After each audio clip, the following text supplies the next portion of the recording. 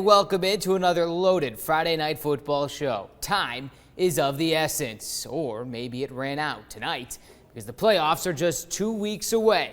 Enough wasting that thing called time. You know what's next. Hit it.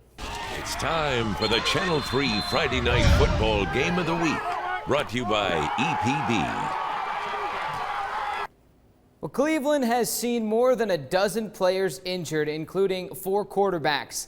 Yet with 2 wins and a little help, they would be playoff bound. It's the exact same scenario the Blue Raiders were in a year ago against, you guessed it, Ooltewah. Well, Cleveland pulled it off last year.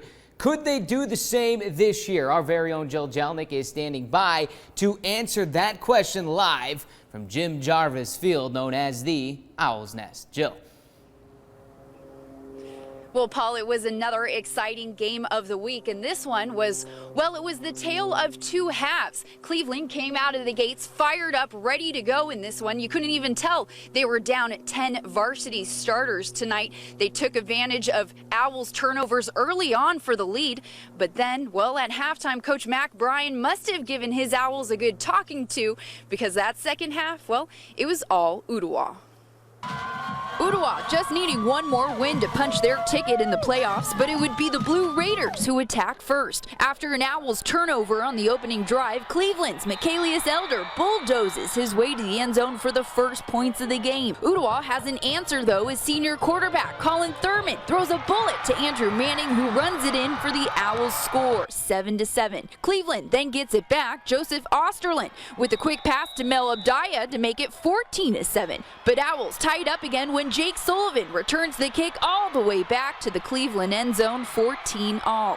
Ooltewah had 4 turnovers in the first half, but this one hurt the most. Just before the break, Thurman's pass is deflected, and Romeo Weichel comes up with the pick 6. Cleveland leads 24-14 at the half. But Coach Mac Bryan and the defending region champs weren't going away just yet. Owls come out flying the second half as Thurman finds Manning for his second touchdown of the night to give Ooltewah their first lead of the game. A field goal would make it 30-24 in the fourth, but the Owls put it out of reach with a minute to go when Cam Turner dodges the defenders for one last score. Ooltewah comes back to win it 37-24 over Cleveland. When you've been through what we've been through, and these kids still out there just fighting their hearts out, you got to be proud of that. It hurts, but any lesser kids wouldn't have even been competitive in these situations. Proud of our kids. They've kept on playing, and we started protecting the ball a little bit better. Our defense really played great, especially in the second half, and we're glad to make the playoffs.